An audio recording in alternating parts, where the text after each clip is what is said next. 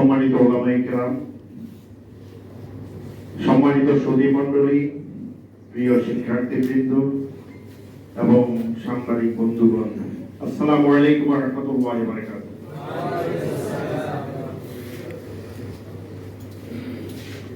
তারুণ্যের এবং প্রবীণদের সমন্বিত বিজয়ের পর আজকে এই মনোজ্ঞ অনুষ্ঠান। আপনারা সবাই আজ সকালে রওনা দিয়েছেন। আমি গতকাল সকাল 8টায় রওনা দিয়েছি অনুষ্ঠানের জন্য। অতএব অনেকেই বিরক্ত হচ্ছেন, লম্বা সময় বিরক্ত হলে তো আমি হওয়ার কথা ছিল, কি বলেন? আমি আশা করেছিলাম যে যোগ্য আলেম তৈরিতে আলিয়া মাদ্রাসার অবদান, প্রতিবন্ধকতা এবং উত্তরণের উপায়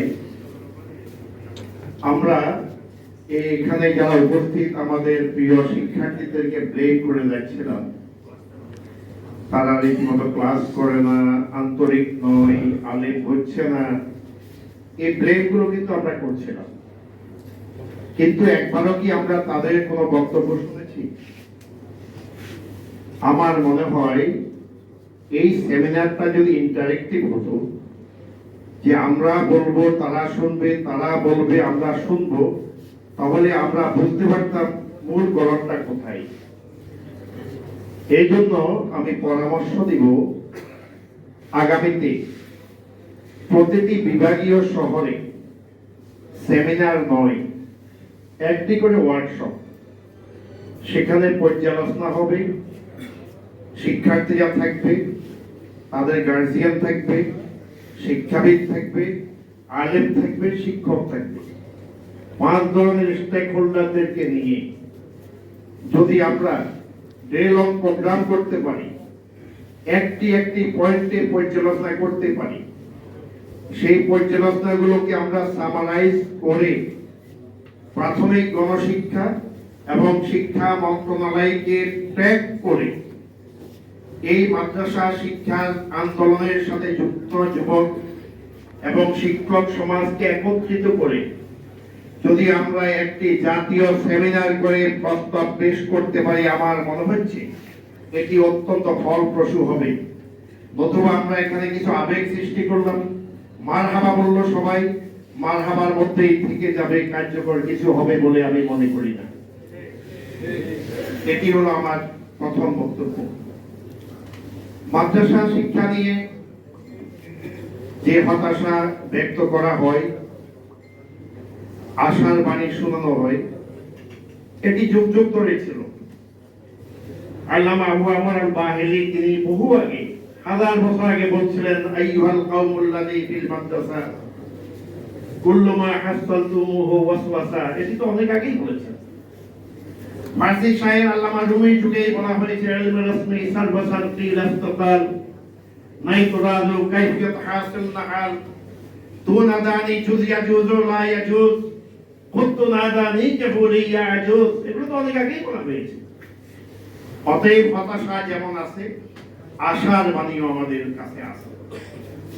তবে একটা বিষয় অত্যন্ত গুরুত্বপূর্ণ, সেটি হলো যে মৌলিক গ্রন্থ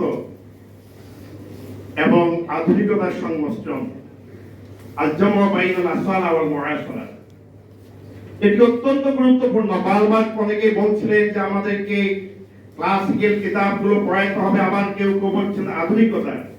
আমার মনে হচ্ছে আমরা এক জায়গায় না থেকে উভয়টার মধ্যে আমাদেরকে যদি সমন্বয় করতে পারি, তাহলে আমার মনে হয় যুগ উপযোগী আলেম তৈরি যে কথা বলা হয়েছে সেটি ফলপ্রসূ হবে।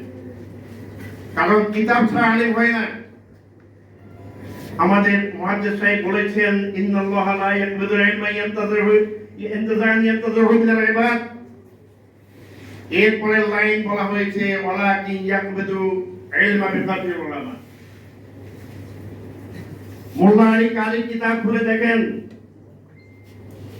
যে আল্লাহ রাসূল যখন এই হাদিসটি বলেছিলেন, তখন কোরআনের আয়াতগুলো লেখা হচ্ছিল, আল্লাহ রাসূলের ইজাজত ক্রমে হাদিস লেখা হচ্ছিল, সহিহা লেখা হচ্ছিল।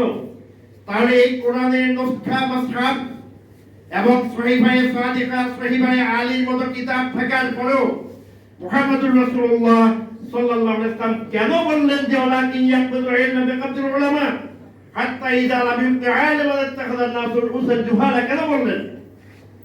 বললেন এই জন্য উস্তাদের সোহবত ছাড়া কোনোদিন ইলম হাসিল হবে না।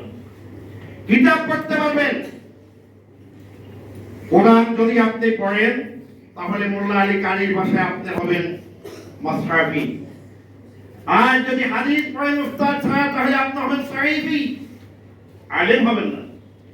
আলেম হতে হলে উস্তাদের সান্নিধ্যে যেতে হবে, উস্তাদের মজলিসে বসতে হবে। সেই জন্য রেগুলার ক্লাসের কথা যে বলা হয়েছে এটি অত্যন্ত গুরুত্বপূর্ণ বিষয় বলে আমি মনে করি। এখন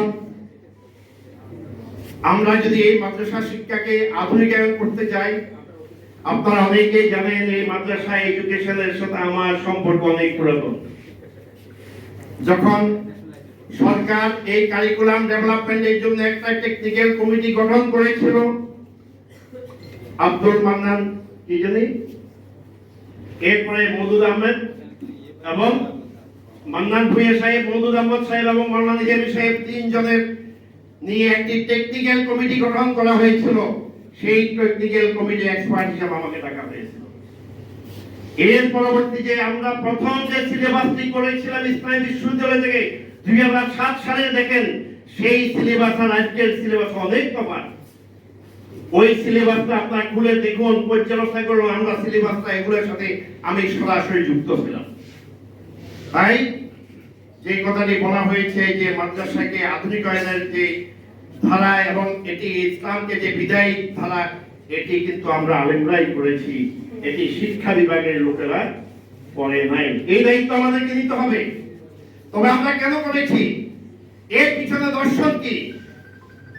এই পিছনের দর্শনটা যদি জানতে হয় তাহলে আলিয়া মাদ্রাসার ইতিহাসে দর্শন জানতে হবে। যে কথাটি আজকে এখানে প্রবন্ধে আলিয়া মাদ্রাসা যে আলেম তৈরি, এই দেশের শিক্ষার ইতিহাস, মাদ্রাসা শিক্ষার ইতিহাস, এই দেশের প্রাচীন শিক্ষার ইতিহাস, ইসলামী শিক্ষার ইতিহাস, আলিয়া এবং কওমের ইতিহাস ওই শিক্ষার ইতিহাসের সাথে সংযুক্ত হয়েছে। শিক্ষার প্রকৃত ইতিহাস কিন্তু এই ইতিহাস নয়।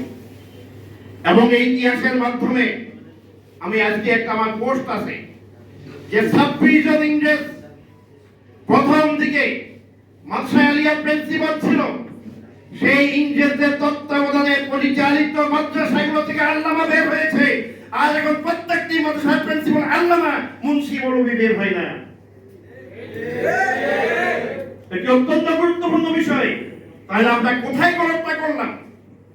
26 জন ইংরেজ প্রিন্সিপাল তাদের তত্ত্বাবধানে পরিচালিত একটি মাদ্রাসা যদি এদেশের বিশ্ববিখ্যাত আলেম উপহার দিতে পারে, আজকে স্বাধীন বাংলাদেশের উপযোগী আমরা কেন সেটি পারছি না? এটি আমাদেরকে গবেষণা করতে হবে। সেই গবেষণা যদি আপনি করেন তাহলে আমাদেরকে আবার চলে যাবে 1971 সালে। 1971 সালে দেশ স্বাধীন হলো। মাদ্রাসাগুলো অনির্দিষ্টকালের জন্য বন্ধ হয়ে গেল। উপদেষ্টা হলেন অধ্যাপক আবুল ফজল, যার অনেক লেখা আপনারা পড়েছেন, অত্যন্ত আধুনিক লোক। ইত্তেফাক পত্রিকায় তিনি একটি প্রবন্ধ লিখেছিলেন, মাদ্রাসা শিক্ষা কি শিখেই উঠবে? তিনি আধুনিক, অত্যন্ত প্রগতিশীল লোক। কেমন প্রগতিশীল লোক, যা আপনাকে মানব ধর্ম বই থেকে শোনাই। প্রগতিশীল লোক কেমন? তিনি বলেন যে আমি ওয়াজ মাহফিলে গেলাম, হুজুর ওয়াজ করলেন যে আপনারা দাড়ি রাখবেন, প্রতিটি দাড়ির সাথে 70টা ফেরেশতা থাকে। আমার মনে প্রশ্ন আসলো, একজন আলেমের দাড়ির সাথে এতগুলা ফেরেশতা আল্লাহ তাআলা লাগাবেন, তিনি আল্লাহ কি আর কোনো কাজ নেই? নাউজুবিল্লাহ। অর্থাৎ তিনি কত প্রগতিশীল এই কথাটি আমি আপনাদেরকে বুঝাচ্ছি। সেই লোক মাদ্রাসা শিক্ষা সম্পর্কে কলম ধরেছিল। এই মাদ্রাসা শিক্ষার চরিত্র এবং বৈশিষ্ট্যকে নষ্ট করার জন্য ডক্টর কুদ্দুস খুদার শিক্ষা ব্যবস্থা চালু করা হলো। আজকে দিন পর্যন্ত আমরা যে শিক্ষা ব্যবস্থার ধারা বা ঐতিহ্য ধারণ করে আছি, সেটি কিন্তু legacy of the education system of doctor কুদরত খুদা। সেই ডক্টর কুদরত খুদার শিক্ষার সেই ধারা থেকে আমরা এখনো বের হতে পারিনি।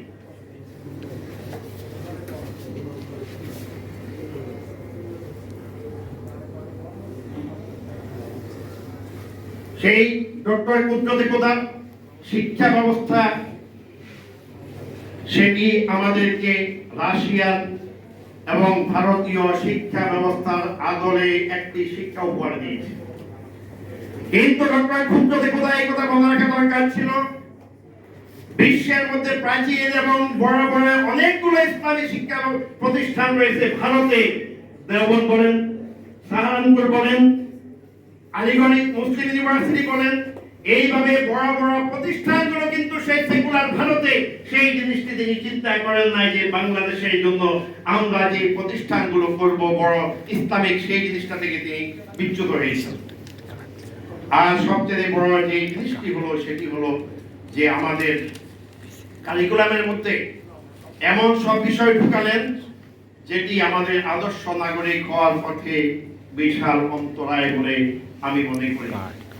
এই জন্য আমাদের আলিম এখন বর্তমানে যে বড় আলিম হওয়ার পিছনে বড় প্রতিবন্ধক, তার মধ্যে সবচেয়ে বড় জিনিস হলো যে বইগুলো, পাঠ্য বইগুলো, মাদ্রাসার যারা শিক্ষিত তারা মাদ্রাসার বই প্রণয়ন করবে। এক সময় আপনারা দেখেছেন যে আমাদের সময় দাখিলি সাহিত্য ছিল, এখন কিন্তু ক্লাস 1-এ যা পড়ানো হয় মাদ্রাসাতেও তা পড়ানো হয়। মাদ্রাসা শিক্ষা একটি বিশেষায়িত শিক্ষা, মেডিকেল শিক্ষা একটি বিশেষায়িত শিক্ষা, ইঞ্জিনিয়ারিং শিক্ষা একটি বিশেষায়িত শিক্ষা। ইঞ্জিনিয়ারিং বিশ্ববিদ্যালয়গুলোকে যেমনি ভাবে সাধারণ কলেজ বানানো হয় না, মেডিকেল কলেজগুলোকে যেমনি ভাবে সাধারণ কলেজ বানানো হয় না, তাই বিশেষায়িত আলেম বানানোর প্রতিষ্ঠানগুলোকে এই কলেজ বানানোর পদ্ধতিটাই ছিল ভুল একটি সিদ্ধান্ত। কারণ এটি হলো বিশেষায়িত শিক্ষা প্রতিষ্ঠান, এখান থেকে ইসলামিক স্কলার বের হবে, এখান থেকে সাধারণ বড় বড় শিক্ষিত লোক তৈরি করার অসংখ্য প্রতিষ্ঠান রয়েছে, কিন্তু আমরা মানের নামে করে আমাদের অস্তিত্বকে বিলীন করে ফেলেছি এই মাদ্রাসা শিক্ষাকে আধুনিকতার নামে। এই জায়গা থেকে আমাদেরকে বেরিয়ে আসতে হবে। দ্বিতীয় যে বিষয়টি, শিক্ষক নিয়োগের যে পদ্ধতিটা সঠিক ছিল। এর মাধ্যমে এলাকার যে মাস্তানদের টাকা পয়সা নিয়ে নিয়োগ দেওয়ার যে একটি কালচার ছিল, সেখান থেকে বেরিয়ে যাওয়ার সুযোগ হয়েছে। কিন্তু পরীক্ষার যে সিস্টেম, আপনার এই যে বাছাই করার পদ্ধতিটা, এটি ছিল সম্পূর্ণ ভুল।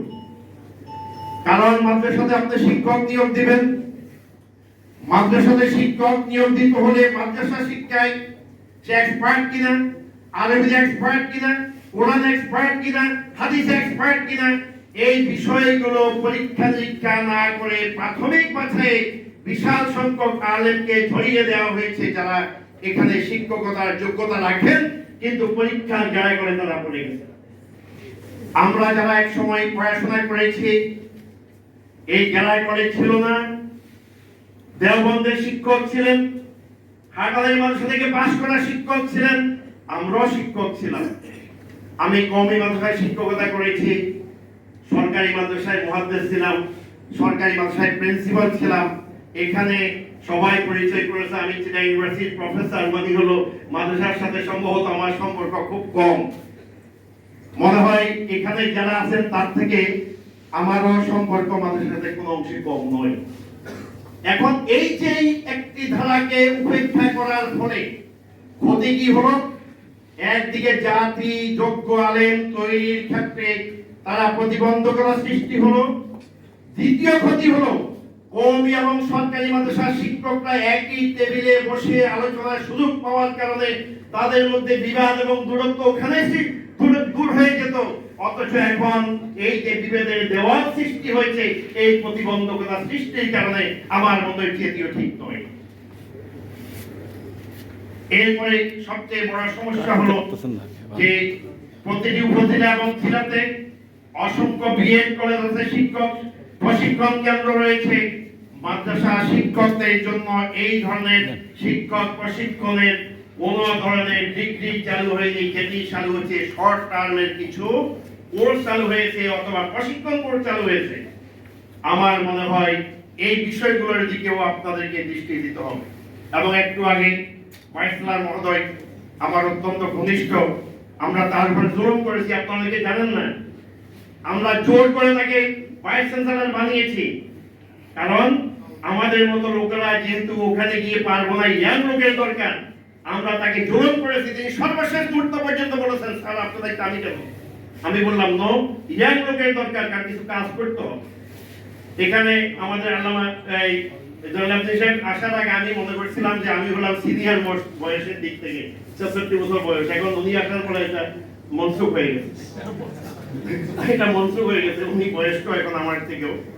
তো আমি যেটা মনে করি সেটি হলো এই শিক্ষক প্রশিক্ষণ। আর একটা বিষয় সেটি হলো যে বর্তমানে আমি আপনাদের কাছে পরিসংখ্যাটা তুলে ধরি। সরকারি প্রাইমারি স্কুলের সংখ্যা 65,620টি, হাই স্কুলের সংখ্যা সরকারি 335টি, সরকারি কলেজের সংখ্যা 701টি, সরকারি বিশ্ববিদ্যালয়ের সংখ্যা 53টি, আর সরকারি আলিয়া মাদ্রাসা সর্বসাকুল্যে মাত্র 3টি। বর্তমানে বৈষম্য বিরোধী আন্দোলন হয়েছে। বৈষম্য বিরোধী আন্দোলন করতে গিয়ে আমাদের ছাত্র জনতা একটা বিজয় নিয়ে এসেছে। সবচেয়ে বড় বৈষম্যের শিকার মাদ্রাসা শিক্ষা ব্যবস্থা। এই বৈষম্যকে উত্তরণ করতে হবে এবং এই উত্তরণের মাধ্যমে আমরা বাংলাদেশে, যে একটু আগে বললেন, বাংলাদেশে আমাদের কোন মাদ্রাসা ছাত্র জঙ্গি তৎপরতাকে প্রমাণ করতে পারে নাই, দুর্নীতি বলেন তৎপর করতে পারে নাই, কোন ছাত্রকে সন্ত্রাসী প্রমাণ করতে পারে নাই। প্রতিষ্ঠানের বিরুদ্ধে অনেক ধরনের অভিযোগ এনেছে, বারবার পুলিশ দিয়ে রেড করেছে, কিন্তু গত এক সপ্তাহের মধ্যে পত্রিকায় দেখেন বিভিন্ন বিশ্ববিদ্যালয় খোলার পরে যেই পরিমাণ অস্ত্র বিভিন্ন বিশ্ববিদ্যালয়ের হলগুলো থেকে বের হয়েছে, আমার মনে হচ্ছে সমস্ত বাংলাদেশের এই যে আপনার রান্নাঘরে দা বটি নিয়ে আসবো এই পরিমাণ হবে না। অতএব আমাদের সবচেয়ে বড় পুঁজি হলো আমাদের নৈতিক দিক আছে, আমাদের সবচেয়ে বড় দিক হলো আমাদের আদর্শ আছে। সেই আদর্শের সাথে যদি আমাদের যোগ্যতাকে শানিত করতে পারি, সম্মিলন ঘটাতে পারি, তাহলে আমরা আগামী দিনের এই মাদ্রাসা শিক্ষা ব্যবস্থা এবং বৈষম্যহীন শিক্ষা ব্যবস্থার মাধ্যমে আমরা জাতীয় পর্যায়ে গুরুত্বপূর্ণ অবদান রাখতে পারবো। আমাকে কিছু বলার সুযোগ দেওয়ার জন্য আমি শুকরিয়া এবং ধন্যবাদ জানাই। 1 মিনিট বেশি হয়ে গেছে, তো আমি আপনার ধৈর্য সহকারে শুনেছেন, এই জন্য শুকরিয়া জ্ঞাপন করি।